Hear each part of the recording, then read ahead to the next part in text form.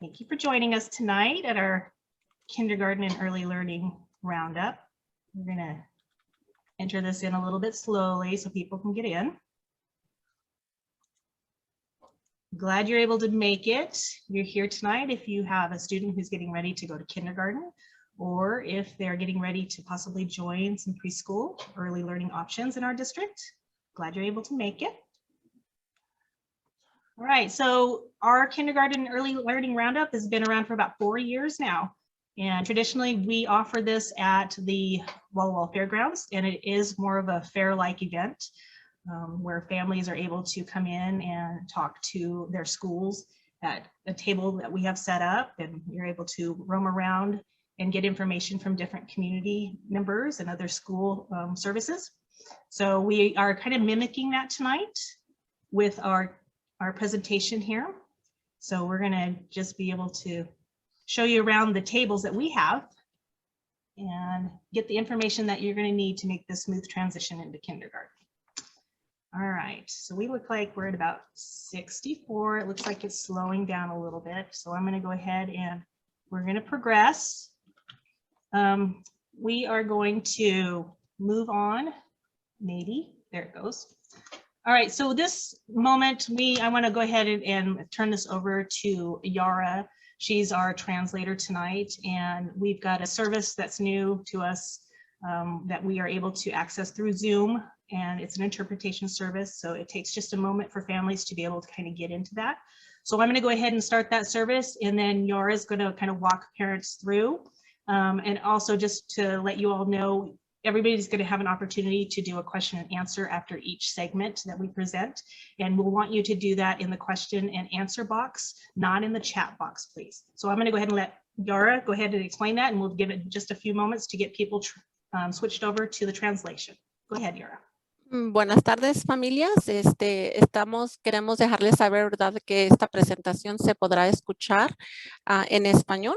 Si desea escucharlo en español, tendrá un botoncito abajo donde puede mirar que hay una interpretación, dice inglés y español, en su pantalla, en la parte inferior de su pantalla de su dispositivo.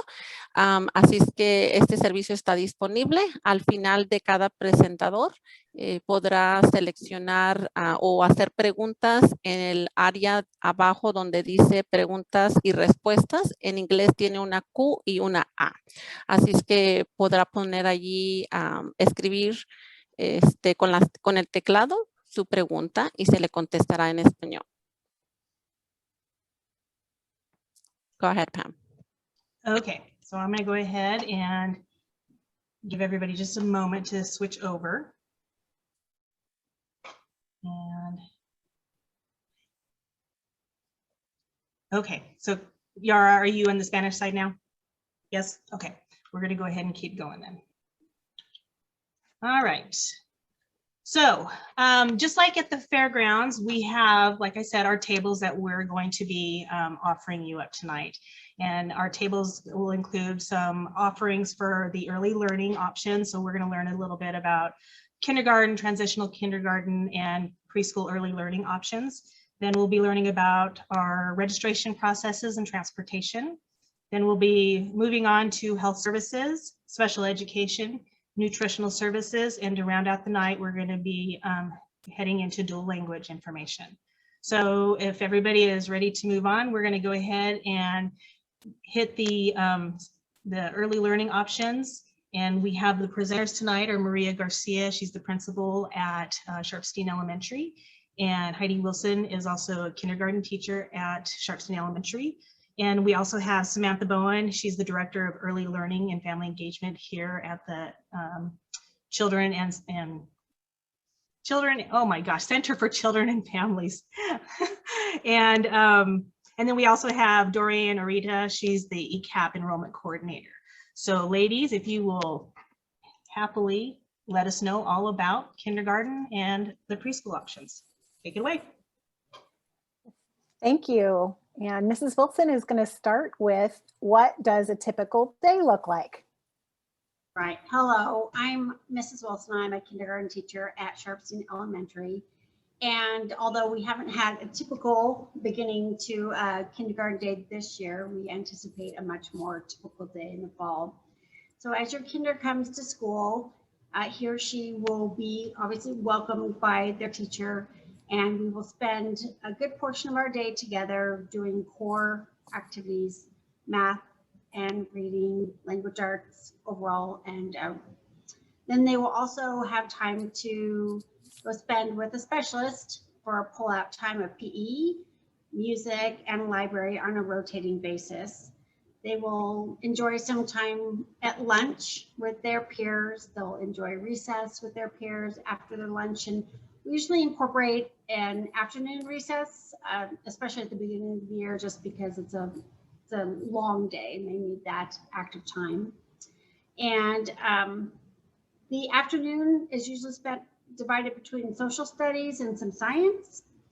And we try to incorporate as much movement and creative play as we possibly can throughout the day. So it's a very full day, it's a fun day, and the kindergartners have a wonderful experience at Sharpstein. Great. Thank you, Mrs. Wilson. And I'm Maria Garcia, and I'm the principal at Sharpstein. And one thing we know families wonder about is whether their child is ready for kindergarten and how can they decide whether it's the right time to enroll. And really the main thing to consider if you're wondering whether it's the right decision to make is how independent can my child be? Remembering that when we go into kindergarten, we're in a classroom with one or maybe two adults and maybe up to 20 or 25 or 24 children.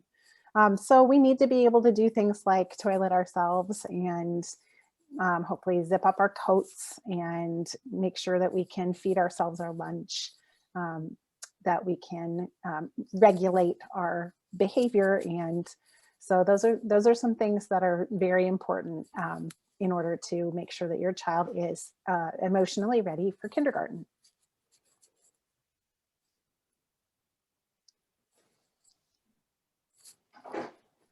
Okay.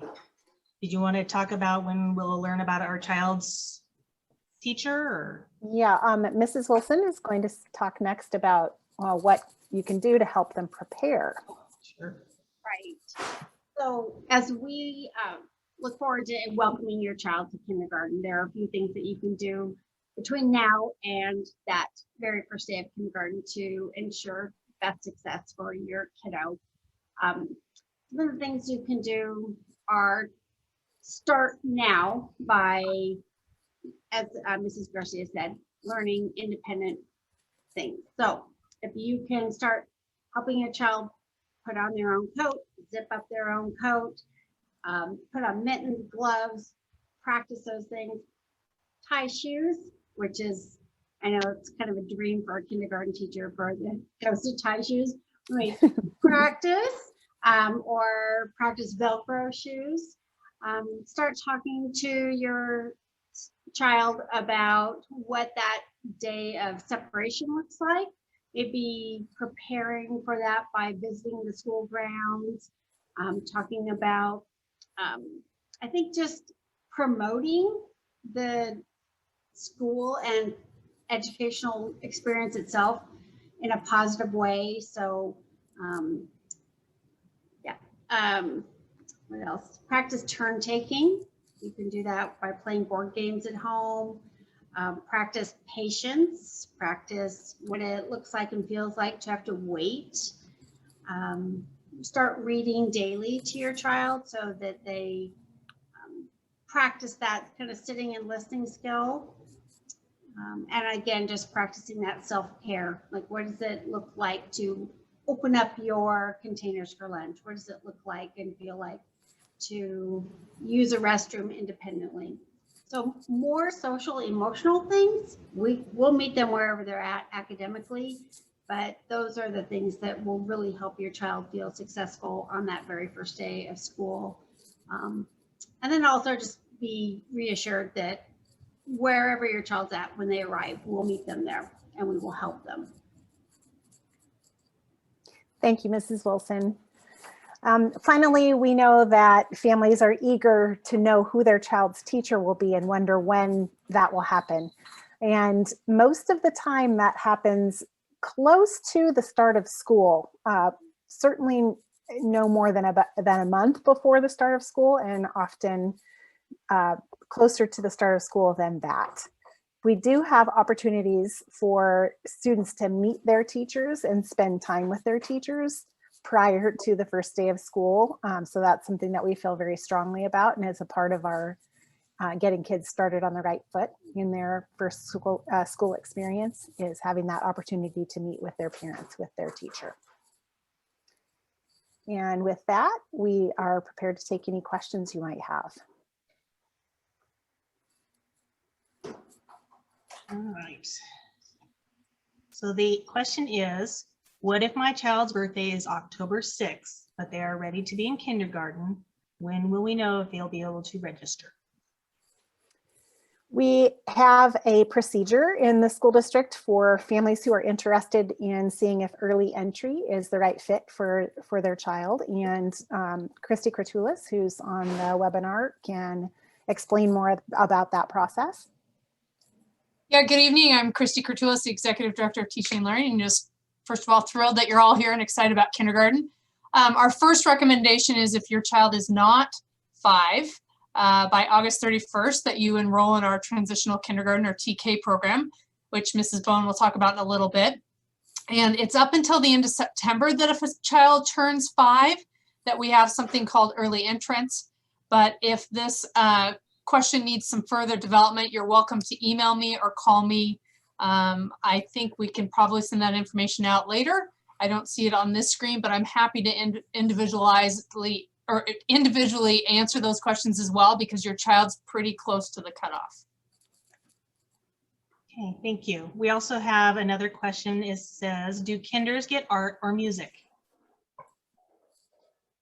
Kinders get music, and although we don't have a dedicated art teacher or art program, most kindergarten teachers do incorporate art into their program. And then we also partner with a picture lab, and picture lab does come into our school and provide art experiences for our students.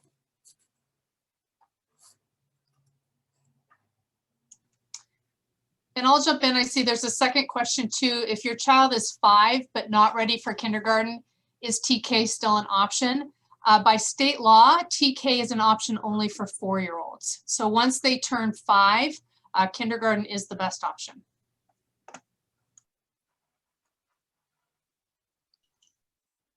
Okay, we'll give you just a moment more for any questions. Let me just get another one. Let me see. It says, we live in College Place and my daughter is currently in TK in Walla Walla. Can she attend a school in Walla Walla, or does she have to attend a school in our district?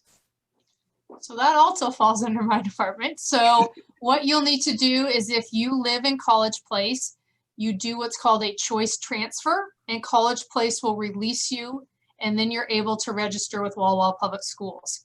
And so when you can do the choice transfer now, that is on our website, on our registration page, and then you can officially register with us starting April 19th. Perfect. I'm seeing a couple of questions in the chat instead of the Q&A, so I don't want to neglect those. One part of those questions, Christy, I think is in your purview, and it has to do with the plan, like how we're going to be dealing with students who haven't had, due to COVID, haven't had preschool experience but are kindergarten age, or perhaps who didn't attend kindergarten because of COVID and might be enrolled as first graders. The person is saying there's been a rumor. And then there's a question about how to handle COVID-related impact on kinder preparedness, which I'm happy to respond to. Okay, so I am in the Q&A and I don't see that, so I'm going to try and remember what you said. It's in the chat, Christy. So first question is, if your child has not had preschool, they are completely entitled to go to kindergarten. There's no requirement to have had preschool to attend kindergarten. For families who would have had a kindergartner this past year and due to circumstances opted to sit out the year, we know learning still happened, and so we want to honor that. If your child is 6, when it's time to start the next school year, we will by default place them in 1st grade.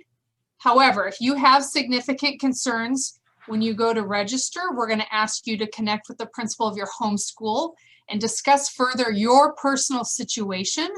But what we are not doing is just taking everyone that opted out of kindergarten this year, and it's not compulsory, which means it's not required by law to go to kindergarten, which is why we go to the age to place students first. But we know, again, there are extenuating circumstances and individual for family, and that's where we'll want you to have that specific conversation about your specific child with the principal of your homeschool. And I feel like the other part of the question is related to that. How are we going to deal with COVID-related impacts on kinder preparedness? One of the benefits that we have in the Walla Walla School District is that we've done a lot of work to identify the most essential learning that kids need to do at each grade level. And that has allowed us to focus our instruction and our programming on those most important things, and which allows us to help catch up kids who may have perhaps not had a preschool experience or who need an extra boost. It just allows us to focus better than we otherwise would be. Perfect. So we have several questions that are probably falling into being able to answer it a little bit better later on in the presentation. So I'm going to keep moving. There is one question, though, I think does relate to what we've been talking. It says, I have twins. Can I request they be in separate classes? Absolutely. Okay, so we got that one answered. Okay, so I think, let me see, is there anything else? It says, how long, let me see, how long in advance do you have to register for TK or kindergarten? Well, registration, and we'll get to that slide, opens April 19. The sooner you can register, the better for us as far as staffing, being able to get you communication about the school year starting. But really, there is no cutoff or deadline. We have families that possibly move in a week or 2 after school starts, for example, in the middle of the year, and we will still register. But again, the sooner you register, the better it is for you to get information and for us to know. And so we would like you to do that as soon as possible. Okay, perfect. Okay, we're going to move on now to our preschool and transitional kindergarten presentation. So Samantha Bowen, Director of Early Learning and Family Engagement, and Doria Narita, ECAP Enrollment Coordinator, will be taking this one. Go ahead, ladies. Thank you, Pam. Hi, everyone. We're so glad that you're here, as Christy said, and interested in our transitional kindergarten and preschool programs. All of our preschool programs are located at the new Walla Walla Center for Children and Families, which is on Chestnut Street, the former Blue Ridge Elementary School. Head Start and ECAP are state and federally funded programs that offer free preschool services for eligible families with children ages 3 to 5. Transitional kindergarten, as was mentioned, is designed for children who are 4 years old by August 31st. Transitional kindergarten follows a lot of the similar routines as a traditional kindergarten classroom, but we work on a lot of those areas that were mentioned, preparing children for kindergarten. So we work a lot on those social emotional skills that were mentioned, taking turns, sharing, walking to the library, listening to your teacher read a book. So we do focus a lot on those social emotional skills as well as academics. Our programs are a full school day, and we do have some limited part day options. We focus on the whole child. Head Start and ECAP offers family support, where we help direct family to community resources and other needs to help families meet their goals. All programs are developmentally appropriate, so they are geared towards young children, ages 3 to 5. All of them use the same curriculum. It's called the Creative Curriculum for Preschool. And our application process, similar to the school district, we are accepting interest forms now, and we accept them all year long. Parents complete one form, and then we place the children in partnership with the family in the program that fits their needs best. So if you apply, you are applying for all of the programs and services we offer at the center, and then your child is placed either in an ECAP, Head Start, or Transitional Kindergarten program. Thank you. Dorian, do you have anything you'd like to add to that? Yes, I wanted to add also that in our ECAP and in our ECAP program, we also offer health services with our nurse. So they do screenings for eye exam, for eyes test, and we also work with a dental. So they do a dental screening, and as well as transitional kindergarten, we also follow how to line up in the classroom, how to listen to stories. We really do work very closely and are trying to meet those kindergarten goals as well. Wonderful. So I Thank think you, I'd Maureen. seen a question on there about the income-based eligibility for transitional kindergarten. Yeah, so as I said, all the families are complete an interest form. Transitional kindergarten does not have an income eligibility requirement, but it does have other requirements based on the state statute. So as I said, children must be 4 years old by August 31st. They have not previously had access to a preschool program. So our intent is not to compete or impact Head Start, ECAP, or other privately licensed programs. And then we also do screen children. If they demonstrate any sort of developmental or physical delays, then we do prioritize those children into our transitional kindergarten program. Much like Dorian spoke about with ECAP, all of our programs have health services. We have a nurse in the building, and we also do the dental and vision screenings in all of our programs at the center. As Pam mentioned, we are ECAP and Head Start are income based, so you would have to qualify with income. So if we notice that you're a 4-year-old and you have higher wages, then we would recommend you to transitional kindergarten. My coworker from Walla Walla, Crescencia, and I meet weekly and look at all those interest forms and work with the families to place them at the site that works best for them. Thank you. So there's a question that's come up about, will there be an after-school program for TK?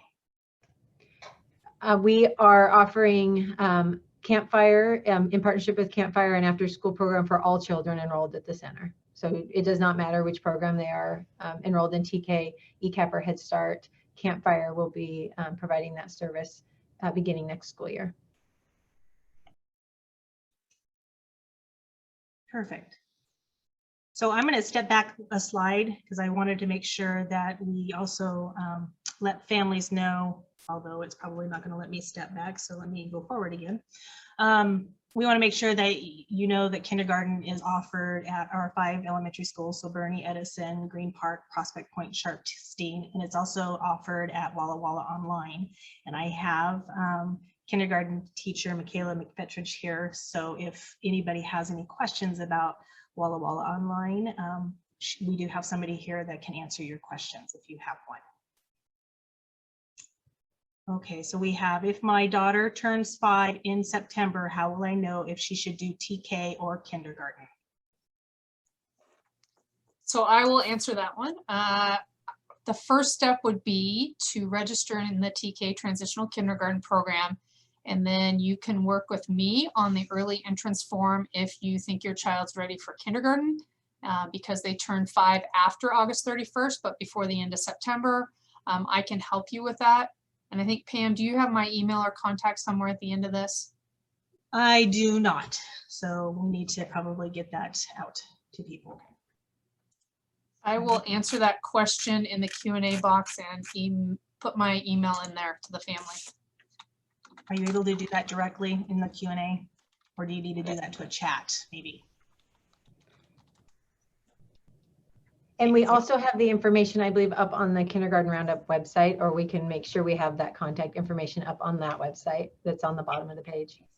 So thank you, Samantha. I wanted to make sure we pointed that out. Everything that you are learning about here tonight has a corresponding information and basically resources available to you on the Kindergarten Roundup page, and it's located at the bottom of the slide. And so if you have any more questions, there's frequently asked questions listed there. There's all the resources and sites that we're talking about tonight, all in one location for you. So if you are missing something tonight and need to get some more information, I would encourage you to go to the Kindergarten Roundup website and see if you can find it there. But I think, Christy, I think your email address is there for that one, along with everybody else who's speaking tonight. So let me check the questions again. If we are interested in TK but don't meet qualifying criteria, is it still an option for us? We ask everyone to fill out that interest form, and then we have a coordinator who will work closely with you to determine if one of our programs would meet your needs or that you would qualify. If for some reason you just, it doesn't work and we can't put you into TK, then we have really close partnerships with other local preschool and childcare programs that could potentially be an option for you. So we do work with our community partners as well. Since we do have a limited number of spaces available, we want to ensure that everyone in our community has access to preschool that's looking for it. So if for some reason it doesn't work out with TK, we would connect you with somebody else in the community. Okay. I think we're going to move on. Several of the questions again are later on in the presentation, so we're going to go ahead and move on. Now we're going to move on to registration and transportation information. We'll get Christy back on the air again, where she can explain some things to us. Go ahead, Christy. Okay, so here I am again, Christy Kurtulis, Executive Director of Teaching and Learning, and I support registration. So registration does open not only for your kindergartners, but for transitional kindergarten and anyone new to the district on April 19th. And that open enrollment time, let me talk about open enrollment also opens on that day. So what open enrollment means, and I'll talk about how it's different than choice transfer. Open enrollment is you already live in the Walla Walla Public School District boundary, and your attendance area school is not where you want to go. You want to go to a different building. That's when you fill out an open enrollment.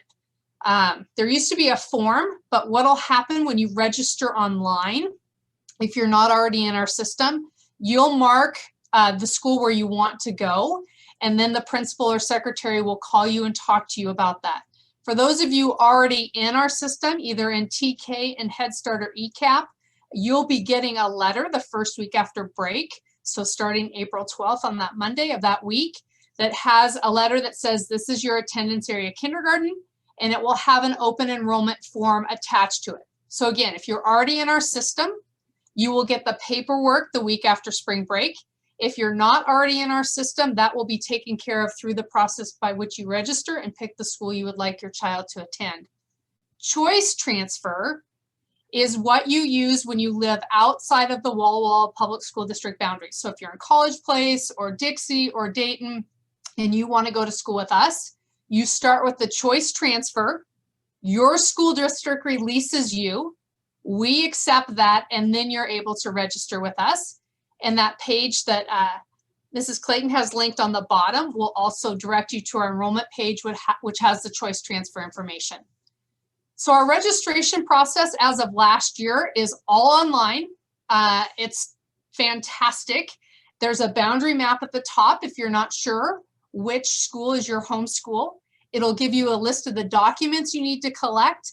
And then there's two links. One, you are already a family in our system, either through Head Start, TK, ECAP, or have a student in another grade level, or you're completely brand new to us. And so you'll have a choice to click either one of those buttons, and that'll set up the whole registration process for you. If you would like paper or you need the information in Spanish, any school can give it to you, or we can get it to you here at the district office. And then a final piece about registration that often goes with, how's my kid going to get to school?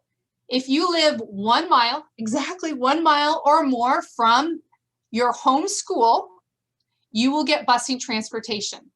If you choose to open enroll to a school outside of your attendance area where your address is, you will be responsible for your own transportation. And there's some different pieces that go if you want the dual program, and I know Dr. Perron is going to talk about that later. Okay, so if we have some questions, I'm looking here, we've got a few. Need to be able, so it says, so for choice transfer, you turn your paperwork into your home district and then register normally after they release you. So choice transfer is now all online. You do not have to turn in the paperwork. It's all submitted electronically. And then I believe you are notified about that process. So start with your home school, your home district, but again, you can do it online. I believe College Place was handing out some actual papers last week. So that might be their preference, but we take it all electronically.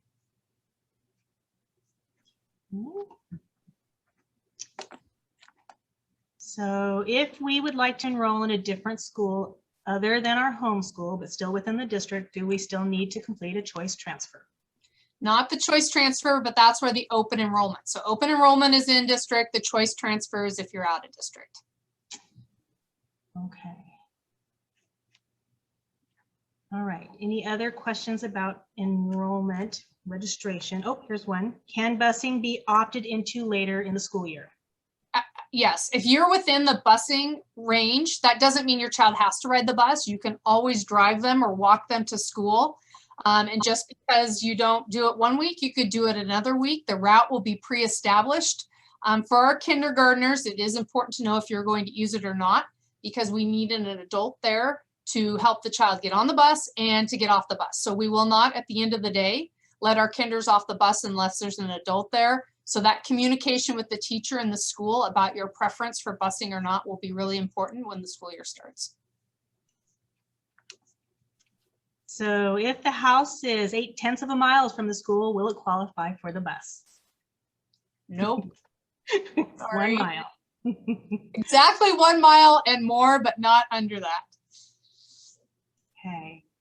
And then let me see, I thought there was one more. Oh, I registered my daughter for the TK program, but we didn't end up sending her because we didn't think she would do well online. Is her info still in the system? If she was not registered, then it would not still be in the system. But we would need the student's information to verify. Correct, Christy? Yes, if you send us your name, we can look it up and let you know. There are, I don't see any more registration or transportation questions, but there are a couple of the preschool TK kind of questions that came up. So I'm going to take just a moment and see if we can answer some of those. If my child is attending preschool, do I still need to provide documentation? So it depends which preschool program they're enrolled in. If they're enrolled in Head Start or ECAP, we do have some agreements to share your information with Walla Walla School District. So we would reach out to you if there's any missing documentation. You would still need to register for kindergarten. If you're in TK, then you do not complete the registration paperwork again for kindergarten. Did that answer make sense? Okay. How many kids are in a TK class? 18 students in a TK classroom, and Head Start will be similar at 18. Other programs may go up to 20, but no more than 20 students in any classroom. Okay, here's the next one for you, Sam. When would we know if they will be accepted into TK? So because we enroll students through an interest form, we like to determine the best fit for the student. So if it's determined that they are not eligible for a Head Start or ECAP, we would enroll them in TK sooner. But it is an ongoing process, and we do not notify families until early summer. So it's not an automatic enrollment when you fill out the interest form. We do have to use a priority process. So we notify families at the beginning of the summer. Okay, Christy, I have another one for you. Says my child attends, no, hold on, not that one. As far as choice transfer from College Place schools, is it possible we won't get in due to space? It is possible. It's I would say it's very rare, and we don't expect it to happen. But the way it works is priority first goes in an elementary school or any of our schools. Priority first goes to the families that live in the attendance area of that school. Then priority goes to open enrollment. So those that want a school other than their attendance area within our own district. And then we go to students and families from out of our district. So there is a process by which we go through. And so that's part of where not only that second bullet that says open enrollment requests will be prioritized starting April 19. I would say the same thing for choice transfer. Even though you could put your choice transfer in today, we're not accepting any till April 19th. But if it did get down to where there was very limited space, we would go in the order in which we had received that choice transfer. Okay, Christy, here's another one similar to that. It says, my child attends CFF or CCF. Do we still need to do a choice transfer, or will he be considered open and registering and need to have a college place release him? So choice transfer is something, so those families that are out of district, you have to choice transfer every year. So while we have your registration in Walla Walla Public Schools because you've been in that TK program, that part stays. You won't have to do that full registration again, but you will have to renew the choice transfer every year.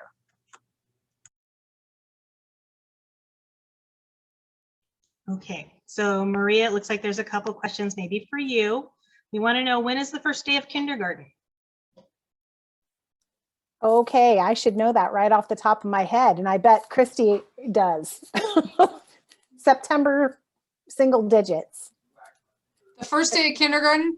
So typically what happens is, so this coming school year, the 21-22 school year, school starts for all students but kinders on Tuesday, September 7th. So that week, while all the other grades have started, is when we do what's called like the kindergarten welcome with families. We have a chance to meet students. Some of you may be familiar with what's called WA Kids. It's the state system by which we welcome families into kindergarten and get to know kids. And then it's the week after that that our kindergartners will start. So I'd say it's a bit of a 4-day slower start.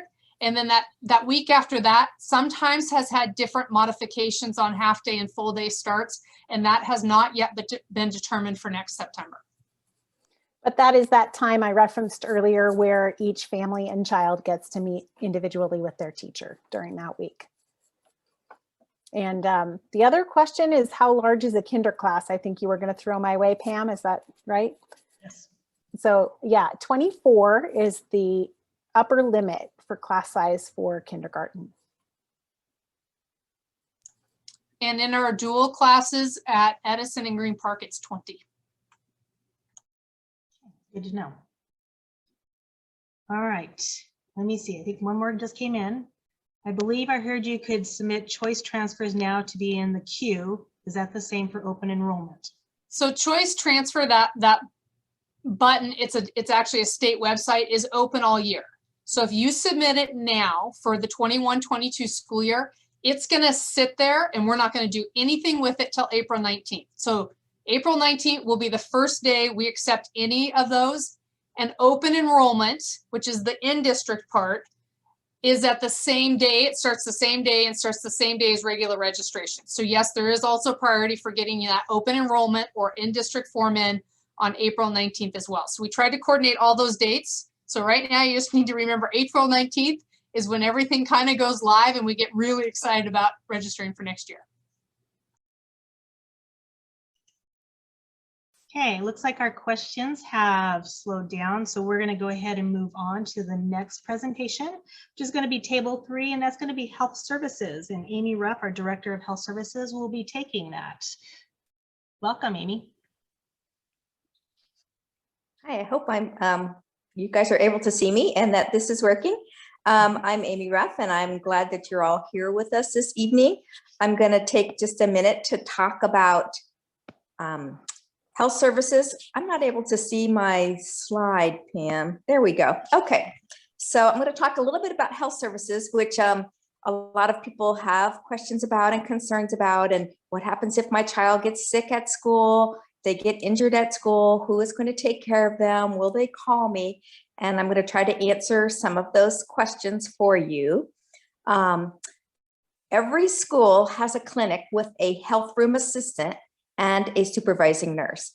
So the health room assistant is there every single day while school is in session.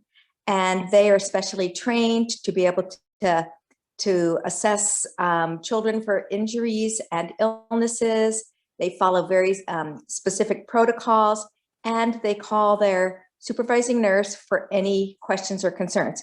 Much of the day, the nurse is there anyway.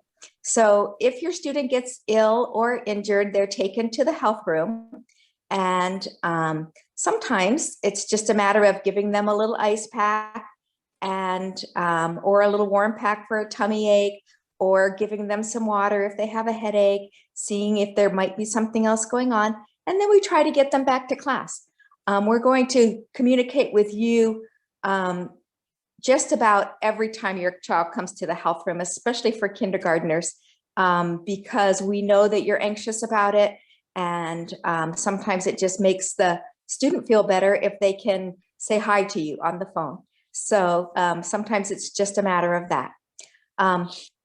Some of the important functions that the clinic does and the health services staff do is to make sure that all of your immunizations are current. 2 years ago, the state of Washington went to a system requiring a medically verified shot record. So this would be something that your doctor's office would give you, or that you can print from the state vaccination website. And we need that information before the first day of school. It used to be that there was a 30-day grace period, but now if your child is not in compliance, they cannot start school.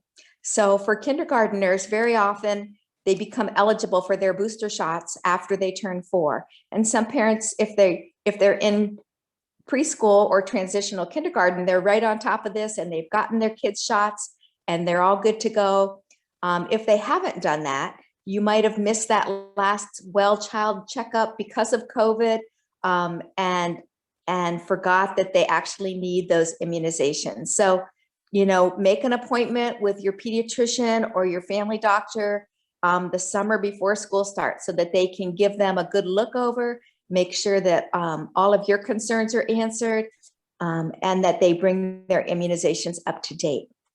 Another thing that's important, very important that we do is if your child has a medical condition that might require care during the day, might require medication during the day, we have to have some signed doctor's orders authorizing us to administer that treatment or that medication to your child.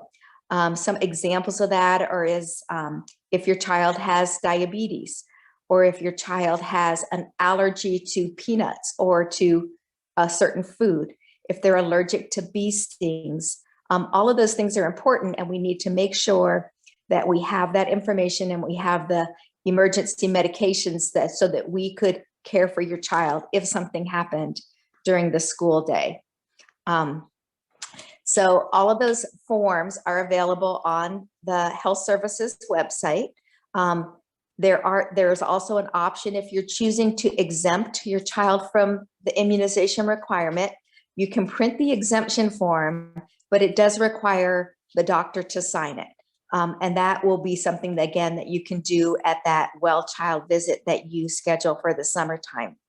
And that's kind of a backup method so that we know that the doctor has talked with you about the importance of immunizations and why you might be wanting to exempt your child. And maybe it's just that you need some more information about the immunizations.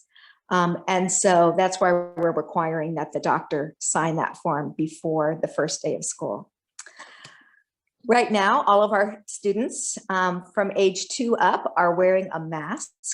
I don't see that changing a lot before the fall. So I want you to practice with your child before school starts if they haven't worn a mask before.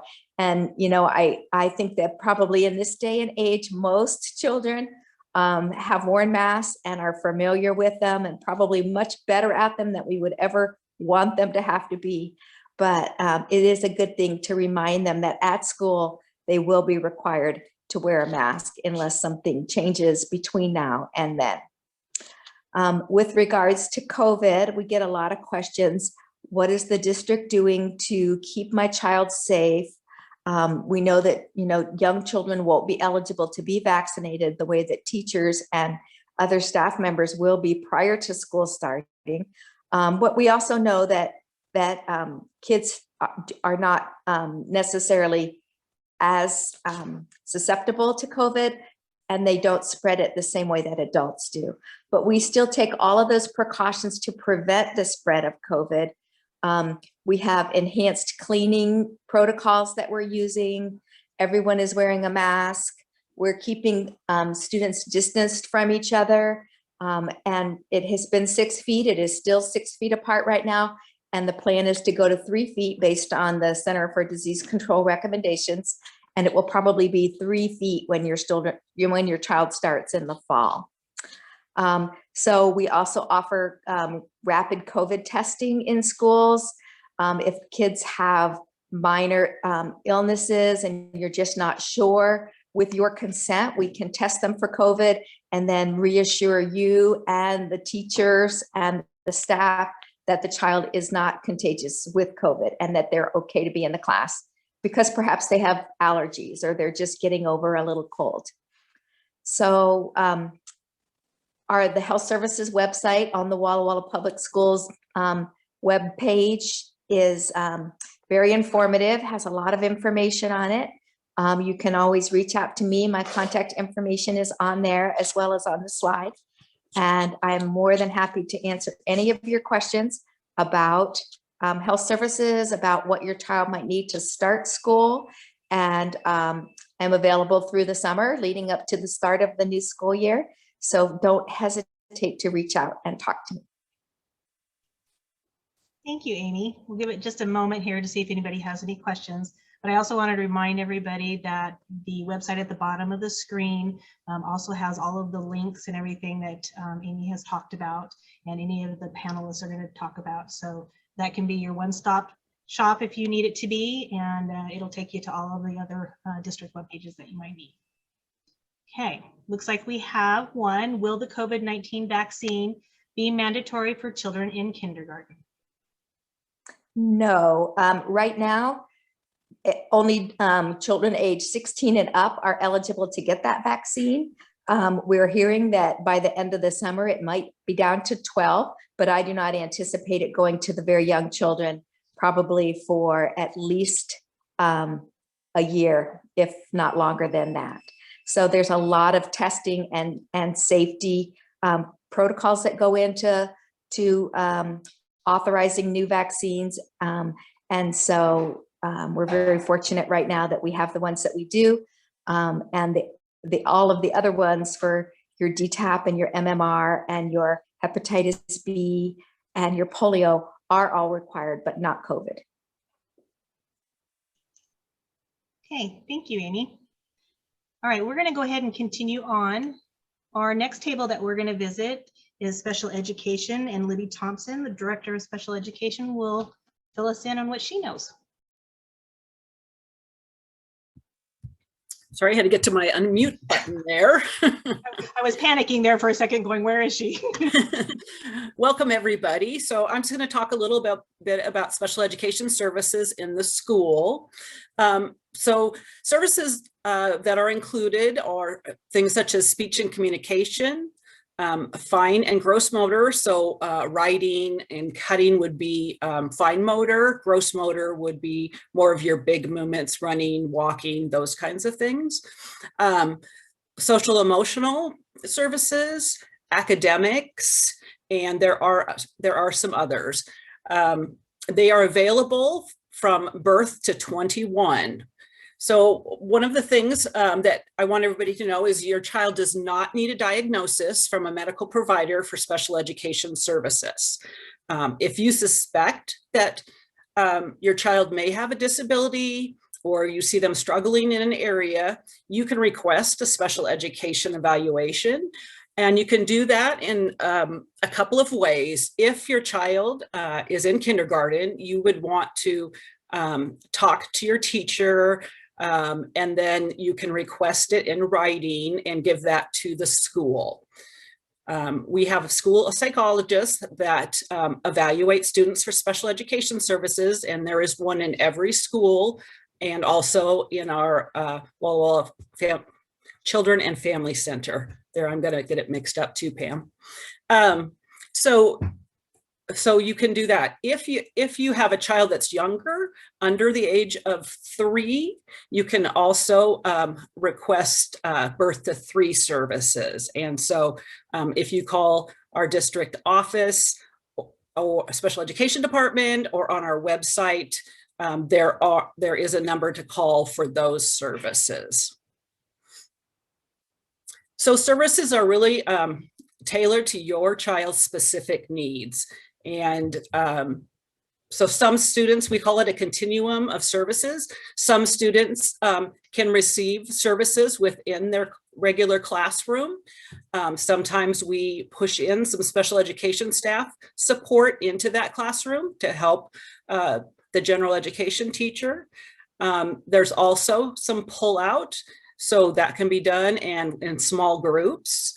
And we do have some programs that are special programs where children spend a good part of their day with that teacher, and they go out for other activities into other classrooms. So if you have any questions or concerns about your child, either their learning or their social emotional, please feel free to contact the school and ask for the school psychologist, or you can call the special education office.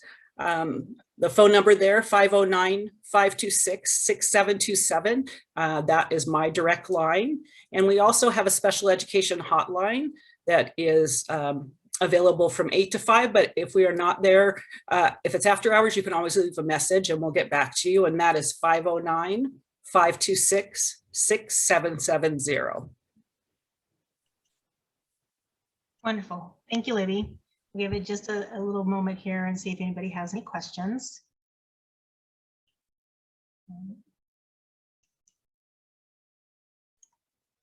All right, we're going to continue on. We're doing well on time. We're going to go ahead and talk about nutritional services now. And Pamela Millison and Anita Suarez are here to talk to you about our meals and our services for school. Take it away. Hello, everyone. We're so glad you're here. My name is Pam Millison, and I'm the Director of Nutrition Services. Our service includes breakfast and lunch meals daily for your students. Menus meet the high nutritional standards.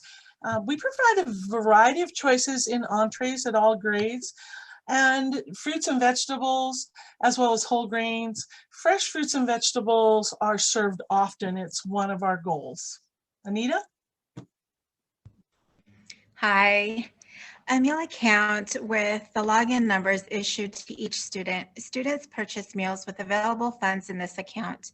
Families may send cash or checks to the cafeteria daily, weekly, monthly, or annually. Credit and debit cards can be used to make deposits online. We do support a free and reduced meal program. It's available to all families. Applications are sent home at the beginning of each year. We send those out in the mail, usually in early August. So watch your mailboxes for those. One goes out to every family in the district. If we happen to miss you in that mailing, applications are available from each school office.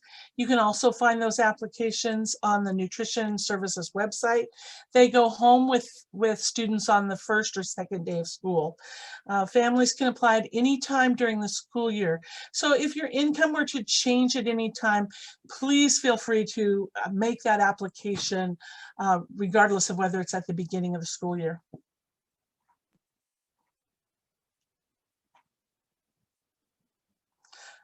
Anita, you need to unmute. Sorry, my button didn't work. Hi. So our staff is dedicated to provide tasty, nourishing meals in some of the cleanest kitchens in the nation.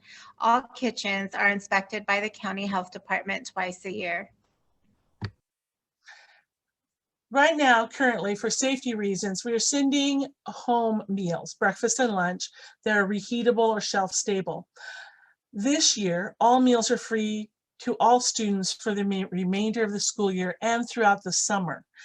So please take advantage during the summer of our open sites where we will be providing free meals for all students ages 1 through 18. Our website provides information on prices, menus, and the free and reduced meal price program. You'll find that on the Walla Public School website. It's also included in this slide. And you can also call us for any help or information at 509-527-3016 and Se Habla Español.